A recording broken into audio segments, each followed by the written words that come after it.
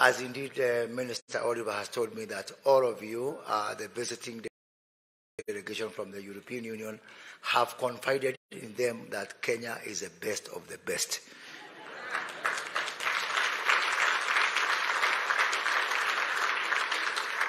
So I want to welcome you today and tomorrow, but for one more week after that, so that you can be able to sample our countryside, our national parks, our beaches, and I know some of you may have a problem to go back to your country, but you look for a way of diplomatic communication to your country to explain to them why so many of European nationals came for a conference in Kenya and they decided to stay in Kenya. Kenya takes our relationship with the EU very seriously. We've had a very fruitful engagement this morning with both the European Union and, of course, the Minister and the French delegation. We have got now a very firm program that we are going to execute together. Most of it will be covered tomorrow when we have the strategic dialogue, which my colleague Governor Mutua and my colleague Professor Njuguna Ndung'u, the Cabinet Secretary for National Treasury, are going to be coordinating, looking at the broader issues of security, of sustainability, and indeed development partnership. But today is the day of business. So the business of today is business. The business of Kenya is business. And in this regard, I want to reiterate and assure you that Kenya is indeed open for business. Through the Global Gateway program of the European Union, which we have agreed for our respective teams and the European Union to actually organize a deep dive in the next few weeks to look at how can we be able to create effective partnership between Kenyan business and European business. So what I am expecting is that at the end of the business forum today, we are opening a deal book, and Ambassador here is going to work with the Principal Secretary to open this deal book. Please, as I've told the delegation from France, ensure that all your partnerships, all your investments get its way into the deal book. And my commitment is that for all opportunities that are going to get into the deal book, I and my ministry will be able to follow up on a granular individual basis. So we do not see you as 250 or 500 businesses. We see you as individual businesses, and we are going to actually be your agent to follow up on all these opportunities on an individual basis. Finally, is on the issue of the economic partnership agreement. EU Director Dora, who is around here, when she came to see me last December, I promised her one thing. The next time she comes to Kenya, I will confiscate her passport. And I've actually done that. And what I've told Dora is that I am only giving you your passport when we conclude all the topics under our economic partnership agreement. Our chief negotiator, P.S. Alfred Kombudo, is here, and I also want to confirm that I have also confiscated his passport. He cannot go anywhere. Because when Dora saw me in December, I told her that by 31st of March, we must conclude our economic partnership agreement. And I'm very proud, and I think the President is going to advise us whether he can be available to witness before that deadline with the European President to initiate that agreement, hopefully before the end of the quarter, and we really look forward to that. As the Minister has said, when you're in Kenya, you are not just in Kenya. When you're in Kenya, we are looking at a gateway for Africa. That is why, as a country, we have pioneered the efforts to bring together the countries of South Africa Development Cooperation, SADC, the East African Community, and COMESA as a vital stepping stone towards the Africa Continental Free Trade Area. Because we believe, as a country, that the journey towards ACFTA, it is going very well, but I think having a modular step-by-step approach is going to fast-track these topics. That is why we are really taking this issue of the tripartite agreement between these three blocs, 28 countries, 750 million people, $1.8 trillion of population, because once we have 28 countries, and our brothers and sisters from the west and the north, we are also encouraging them from ECOWAS to Sahel to Maghreb to all these other blocks to actually take similar measures so that we can be able to fast-track our efforts towards African integration. So when we talk to Kenya, we are talking to 28 African countries where Kenya is championing that. So there were actually 27, but Kenya persuaded one more country to join so that we can be more than the countries of the European Union. So now it is 28 versus 27. Because we wanted to, some area other than the athletics where we are ahead of Europe, and also to revenge for Morocco. Thank you, Oliver. So in the next 2 months, we hope to have more countries within TFTA than the countries of Europe. In this regard also, I want to ask the European Union to continue talking to our partners and our neighbors. Because why Kenya has taken a very aggressive and robust approach towards trade negotiations, we now have PS Kombodo here is negotiating 3 major agreements at the same time, with the European Union, with the US, and with the UAE, all of them at the same time, which is strenuous and draining for him and his lean team. It's because we have got everything to gain and everything to lose also if we don't take this route.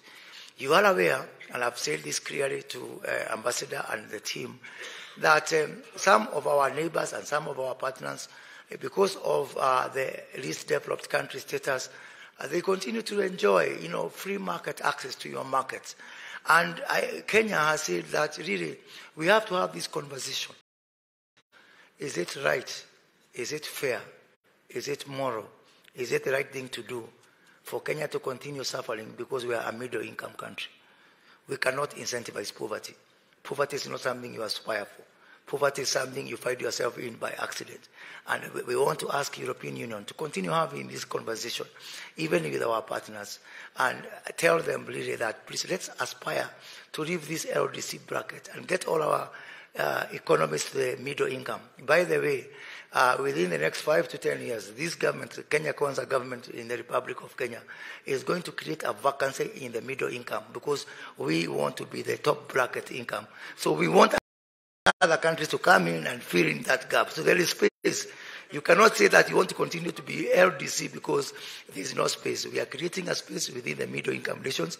They can come and occupy as Kenya moves upwards. Let us not incentivize poverty. Let us work together to uplift our people from poverty.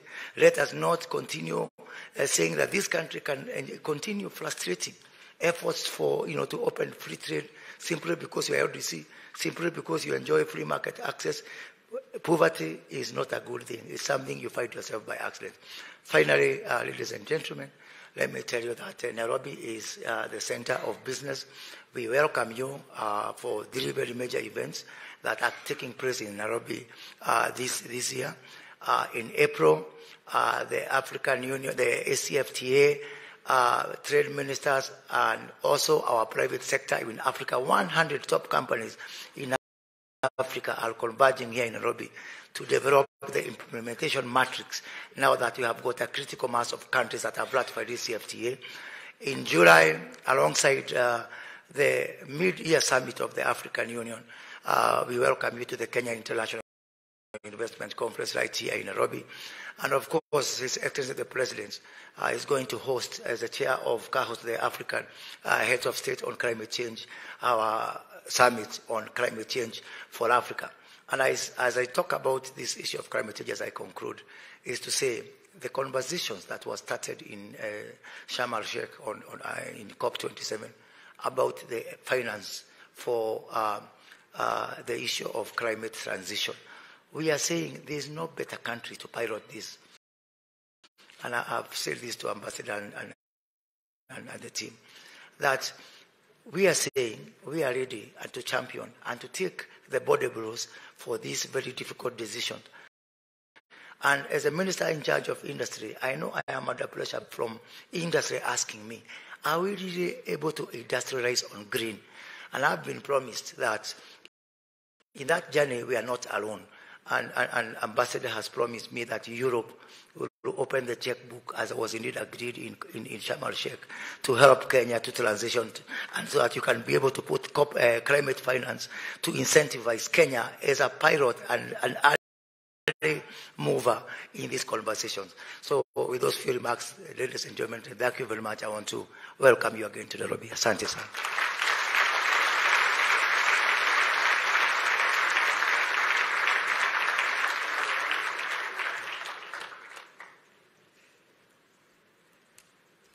A lot of applause for Waziri Moses Kuria. Thank you. Thank you so much. It's now my singular duty and honor to invite the European Investment Bank Vice President, Mr. Thomas Ostro, to come and make his remark. Welcome, sir. Let's appreciate him.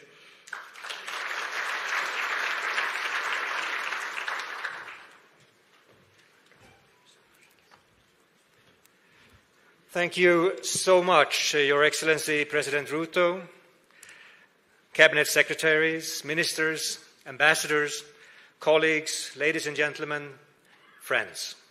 As Vice President of the European Investment Bank, responsible for East Africa, it is my honor to welcome you all to EU-Kenya Business Forum today.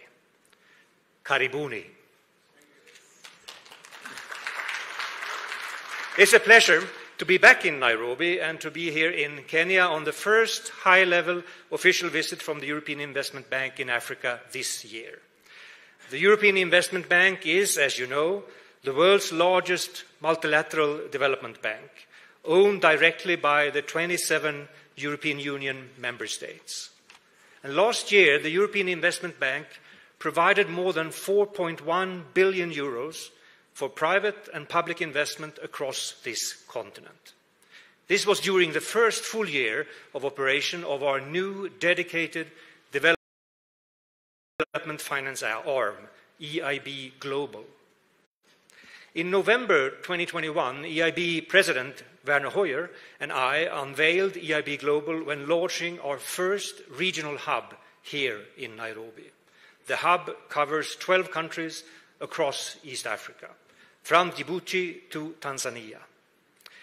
We have worked with Kenyan partners to support transformation of private and public investment across this country for the last 47 years.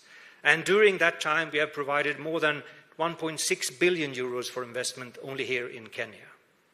Our engagement has benefited millions of Kenyans through support for better access to clean water, affordable energy, enhancing ports and harnessing wind and solar power and geothermal energy.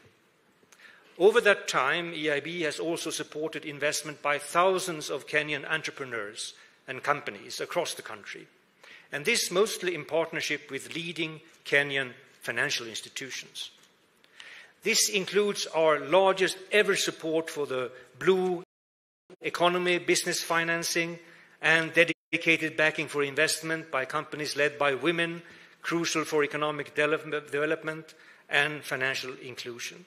So during my 5 days visit to East Africa this week, which apart from Kenya will also continue in Tanzania, I will be announcing European Investment Bank support for more than 1 billion euros worth of new investments by local businesses. Later today, I will join Trade and Development Bank President Tadesse to formally sign our largest ever business financing cooperation, which will enhance access to finance by African companies impacted by trade disruptions, the pandemic, and the recent energy price shocks triggered by Russia's invasion of Ukraine. The European Investment Bank and the European Union stands by African businesses during a time of unprecedented and often unpredictable challenges. This week's EU-Kenya Business Forum and the EU-Tanzania Business Forum taking place on Thursday and Friday in Dar es Salaam comes at a crucial time when African business must be encouraged and enabled to expand, harness new business opportunities, and create skilled jobs. The European Investment Bank and the European Union and all our European Union partners are working hard to strengthen access to finance through targeted business financing. But equally important, my colleagues and I are here to listen to your investment needs and to identify new investments and business opportunities.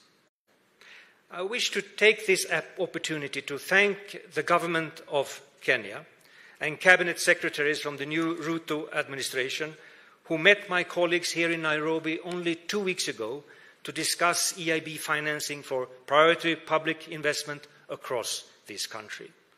We look forward to working together with you to build a better future, to tackle climate change and ensure that Kenyan businesses can grow in the years ahead. And I'm ready to, Mr. Minister, to depose my passport until we have signed the new deals together. Thank you very much.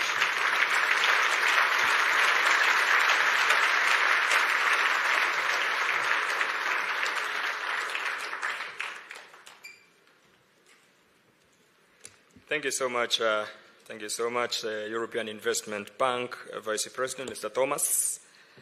Asante sana. Your Excellency, allow me now to invite the Cabinet Secretary for Investment, Trade and Industry, Honorable Moses Kuria, to come and kindly invite you to address us. Waziri, kindly.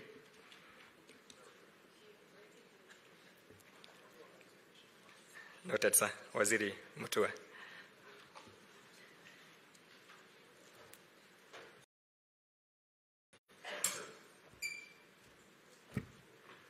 Your Excellency, President William Ruto, Cabinet Secretaries, Minister, my friend from France will be traveling with you tomorrow, looking at some projects, looking forward to it. Business delegates who are here, as you've heard from our Minister, Kenya is open for business.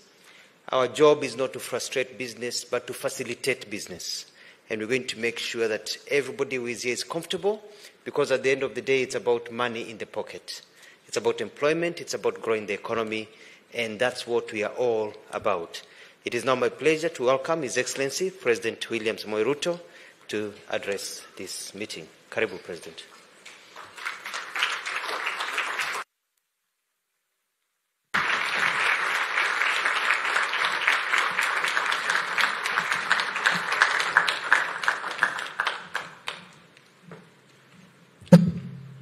Good morning, everybody.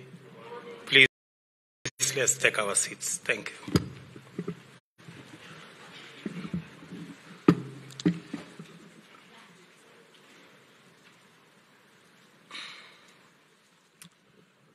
Honorable Ministers, Cabinet Secretaries, Permanent Secretaries, Ambassadors, business community, good morning. Again, let me welcome all of you, those who are coming here from outside our country. Welcome to Kenya on behalf of the people and government of Kenya. Welcome to Nairobi and welcome to Kenya. I am happy to be with you this morning in this very important forum, which marks the beginning of what promises to be the most significant development in the field of trade and economic relations between Kenya and the European Union. From the robust attendance that I see this morning, I see a common belief that there is value in this relationship between Kenya and the EU, a value in engagement, a value in negotiations, and a value in partnership. This forum is the culmination of determined efforts under the bilateral strategic dialogue, which has been facilitated by the cordial relations between Kenya and the EU delegation. It is highly encouraging to note that this forum has not only brought together high-level officials from both sides, but I'm also informed that it will attract between 500 and 700 participants from all sectors. For a first installment, this magnitude of positive interest indicates the level of business opportunities that stand to be unlocked through our strategic dialogue. It also shows that the Kenya-EU relations are deep and extend beyond development cooperation between our governments to many highly impactful areas in both business and private sectors. I am confident, therefore, that we are off to an excellent start and that we may all look forward to highly productive deliberations over the next 2 days, which will give way to very rewarding engagements into the future. This confidence is underpinned by the fact that, as matters stand now, the EU is the largest destination for Kenyan exports, accounting for about Kenya shillings 170 billion in 2021. Equally fundamental is that the EU accounted for 16.5% of Kenya's total import bill in the same year, which amounted to 355 billion Kenya shillings and represents an increase in value of imports to 14.8% from the previous year. Trading with the EU helps Kenya create millions of direct and indirect jobs in tea, coffee, cut flowers, and peas value chains, which are our main exports. In fact, 70% of our total flour production is exported to the EU and from the EU to other destinations. Kenya and the EU are engaged in a fairly vigorous trade regime. It is only reasonable that as business partners on such a scale, we should be engaging more and engaging all the time. As you are aware, the government remains to unlock high rates of economic growth by focusing on our 5 priority areas which form the pillars of our agenda for the rapid socio-economic development of our country. As the highest multiplier of employment opportunities, agriculture is a key pillar of our bottom-up economic transformation agenda to increase incomes and employment and reduce poverty and inequality. Its strong linkages mean that the impact of agriculture cuts across manufacturing all the way to logistics, with positive outcomes in every sector in between. These benefits and opportunities are curtailed by barriers faced by our agricultural exports to the EU. They are subjected to product and market-specific restrictions, as well as onerous phytosanitary standards, compounding infrastructure-related challenges like difficulties with flights and low technological capacity, which hinder productivity. I believe that continued consultations, like the one we are having this morning, and collaboration can unlock these barriers and smoothen the path for stronger trade relations and investment opportunities. The second pillar of our bottom-up economic transformation agenda is the micro, small, and medium enterprise sector, where many Kenyans in our economy are based. This sector absorbs 9 out of every 10 people who join the workforce. The need to establish MSME sector business development centers across the country is urgent and cannot be gainsaid. Providing young people with stronger technological know-how, operational capability, business management skills, and general entrepreneurial capacities is critical. Our skills-based, technology-oriented TVETs seek to empower our young people with relevant skills, while our county-based industrial and aggregation parks will provide meaningful avenues for aggregation, value addition, and agro-processing. We are also ameliorating the housing shortage in the country, particularly in our urban centers, by embarking on the development of affordable and social housing units in projects that are intentionally labor-intensive in order to create opportunities for skilled and unskilled labor throughout the country. We have set out, for example, under this pillar, that we are going to be constructing 200,000 houses every year in all counties in the Republic of Kenya. The housing projects also consume locally produced materials as well as fittings and fixtures fabricated and assembled by Kenyan MSMEs. Additionally, the government is committed to the provision of universal health coverage. This program requires intensive investment in various dimensions of the health sector, from developing and equipping facilities of various levels to the provision of medical and therapeutic supplies.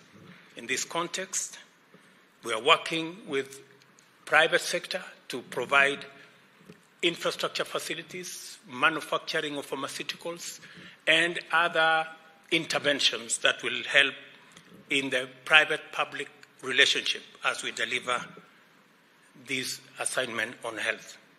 Finally, we shall escalate the provision of internet bandwidth throughout the country under our digital superhighway and creative economy pillar. Our plan is to enhance Kenya's leadership position in the provision of financial technology and innovation and expand to animation, robotics, and artificial intelligence to enhance thousands of our young people participate confidently in the digital economy. These sectoral commitments require the investment of huge amounts of capital. There are also clear opportunities for the EU firms to plug in, especially under our public-private partnership model. The legal framework for PPP is now in place, and investors can engage with confidence in all our areas of priority and areas of interest by our partners. A year ago, I engaged the European Business Council and shared my vision in terms of the business environment and the rules of the game. I expressed commitment with regard to institutionalization of our governance and sound institutional quality and the rule of law. I wish to confirm to you that I have made progress in implementing those undertakings to pursue solutions. The Kenya Revenue Authority, for example, is less arbitrary and more rational in executing its mandate, and now pursues alternative dispute resolution with a firm and fair focus on optimizing revenue collection and at the same time providing a customer-sensitive service to all taxpayers. The Inspector General of the National Police Service is now an accounting officer, which makes the police service truly independent and can handle all matters to do with the security of property and life of citizens, including our investors. We are making progress in supporting the judiciary to reach Kenyans closer at the grassroots by establishing additional court stations throughout the country as a mechanism to enhance our ease of doing business and making sure that disputes are resolved in time so that there are no losses and there are no unnecessary delays. The rule of law depends on the independence of such institutions and go a long way to anchor the caliber of business that makes Kenya a compelling investment destination. I am confident that we shall make further progress steadily going forward. Kenya alone is an economy of around 55 million people who consume plenty of products from the EU. We remain uniquely geostrategic as the gateway to the East and Central Africa and are a central player in 3 overlapping regional economic communities: the East African Community, the Common Markets for East and Southern Africa, and the Africa Continental Free Trade Area. We are also a strong participant in the vast tripartite agreement encompassing EAC, COMESA, and SADC. As you've heard from Moses, this is an agreement, the tripartite agreement was signed in 2015. And unfortunately, for the last 7 years or so, we haven't concluded that agreement to the satisfaction of the requirements of the regulations. In the last 1.5 months, I have sent Moses, my cabinet secretary, to 11 capitals, and he's been all the way to Egypt, Angola, Comoros, Uganda, Tanzania, Lesotho, South Africa, and I now can promise with confidence that by end of April, we will have the tripartite agreement in place, and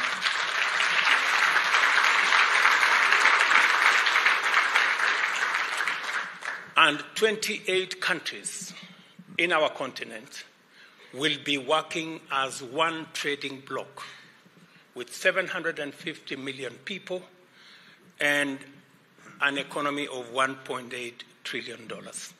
I think it is a great opportunity that as the EU looks at Kenya, you are also looking at the tripartite agreement, 750 million people, and a huge economy to deal with. I think we can now have a conversation of equals.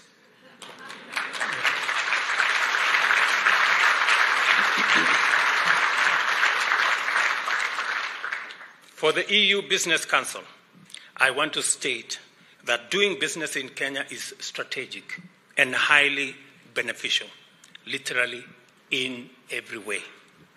This is why it is also important that the EU undertake a fresh push to conclude the Economic Partnership Agreement with East African Community. And I'm really looking forward to this being concluded so that we can even the scales. Access to the EU market would enable Kenya to expand its export base, thereby multiplying employment opportunities and strengthening its balance of trade. It is one of the notable interventions that can make tremendous difference to our economic performance, and there is excellent reason in the EU's best interest to conclude this deal. Kenya is undergoing the adverse impact of climate change, leading to extreme weather patterns, including a drought in our arid and semi-arid rangelands, which covers nearly 70% of our landmass. In these northern and northeastern stretches, rain has failed for 4 consecutive seasons, leading to widespread crop failure, livestock deaths, starvation, and malnutrition, water stress, immense economic loss, and conflict. This adversity is part of a broader phenomenon afflicting the Horn of Africa, which we all know. Our agriculture-driven economic transformation agenda, industrialization, food security, wealth, and job creation is in jeopardy if we remain vulnerable to erratic rain patterns. Thus, this agenda not only has to be complemented by a strong water harvesting and supply and irrigation infrastructure component, our entire bottom-up economic transformation agenda must be premised on strong green growth. Let me repeat, strong green growth.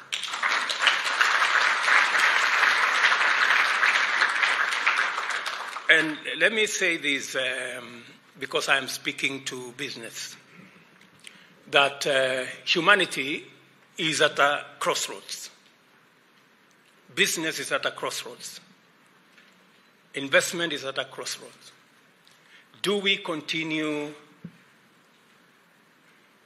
the coal-fired, fuel-powered growth that has brought us where we are today with the kind of weather and climate change situation that we face, or we take a new trajectory on the path on green growth?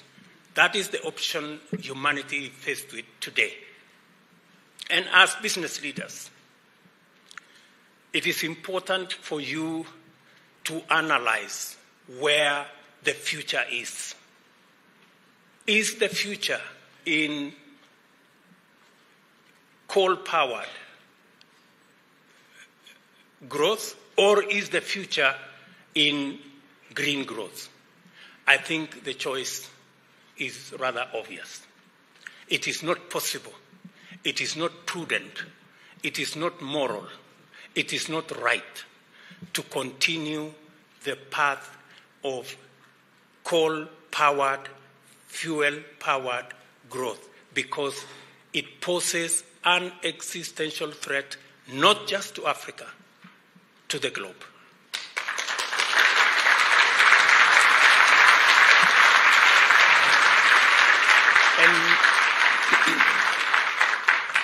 And many would ask, is it possible to industrialize with green growth? Let me give you the answer. Kenya is the largest economy in our region. Yet, our manufacturing, our industrialization, our economy is powered by renewable energy. 92% of energy in Kenya is renewable energy. It gives you the testimony that it is possible to run a country, to run an economy, to run industrialization on green energy. Therefore,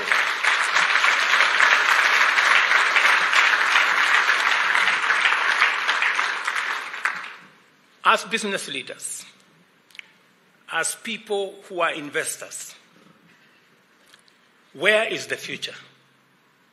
If you ask yourself, let me point to you where the future is. The future is in green growth. And green growth, the leader in green growth is in the African continent. Why do I say so? This is the continent that has 50 times renewable energy that is demanded by the world.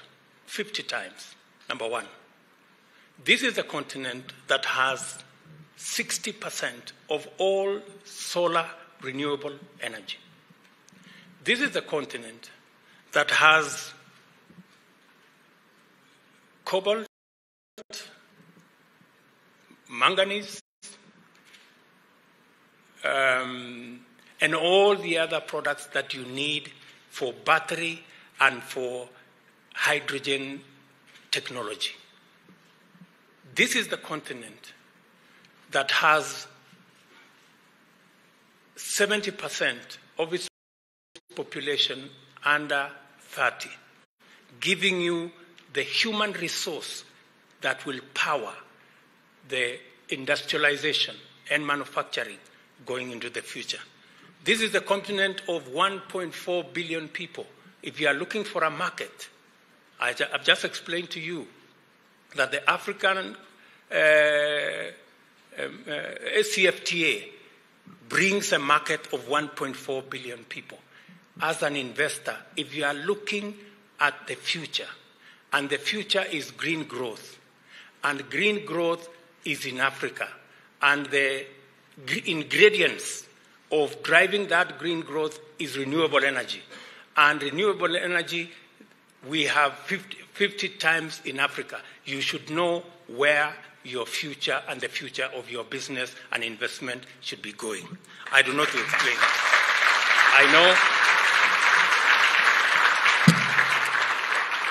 I know you are intelligent people, and I'm sure that's why you are sitting in this room, because you know where the future is. And I want to welcome you to Kenya. We are going to provide the necessary leadership to make sure that we come to the table with solutions on climate change, with solutions on green growth, to provide the globe with the solution. Where are we going? And the necessary infrastructure that will take us to the next level.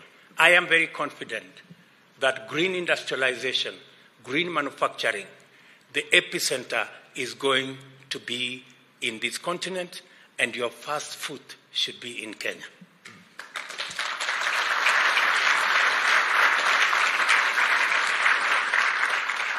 An ambitious climate action, biodiversity loss mitigation and conservation and pollution control agenda, as well as robust carbon trading framework, presents immense possibilities for investors in the green economy.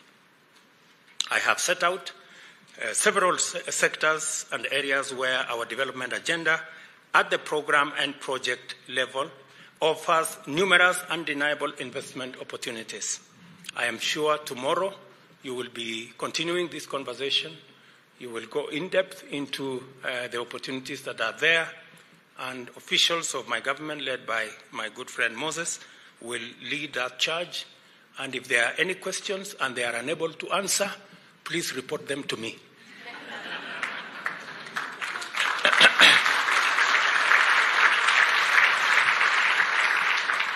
The purpose of this forum is to channel the power of the invisible hand by striking collaborative, partnership, and other cooperative arrangements aligned to these opportunities in order to unlock a win-win mutual benefit engagement. The progress made towards success of deliberations on this forum depend on the ability of participants to initiate and sustain deep and candid conversations, demonstrate good faith, and appeal to mutual benefit in order to address concerns, allay fears, give comfort, and build the necessary trust for us to move together. There are problems to be solved, opportunities to be unlocked, and progress to be made in order to make economy, agriculture, green energy, ICT, and other infrastructure work for the people of Kenya and also work for our partners in this forum. As I have observed earlier, in this forum is off to a very good start. I am confident that we will come out, all of us, with a win-win arrangement. I thank the organizers for a good job. I wish my good sister, Ambassador, she's been very pivotal. She has not given us peace in making sure that we do what we have to do. I wish all of you fruitful deliberations and look forward to a wonderful outcome. Thank you very much.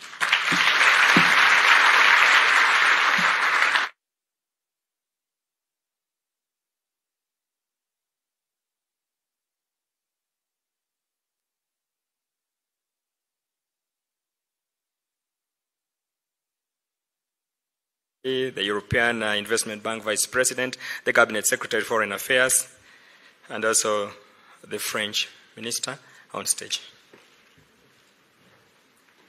The rest of us can take our seats.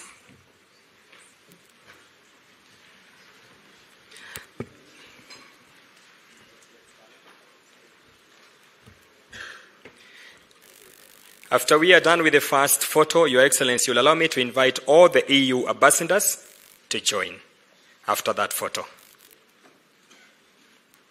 We take the first one at the count of 5, 4, 3, 2, 1. Thank you. May we have the EU ambassadors joining His Excellency on stage.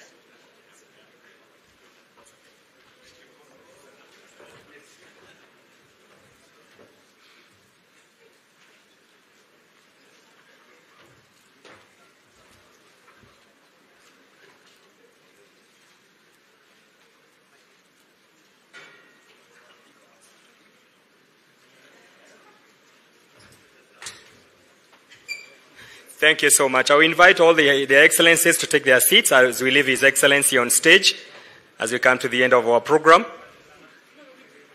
Their excellencies to take their seat as His Excellency remains on stage for the national anthem. All the excellencies to take their seats. May we be upstanding.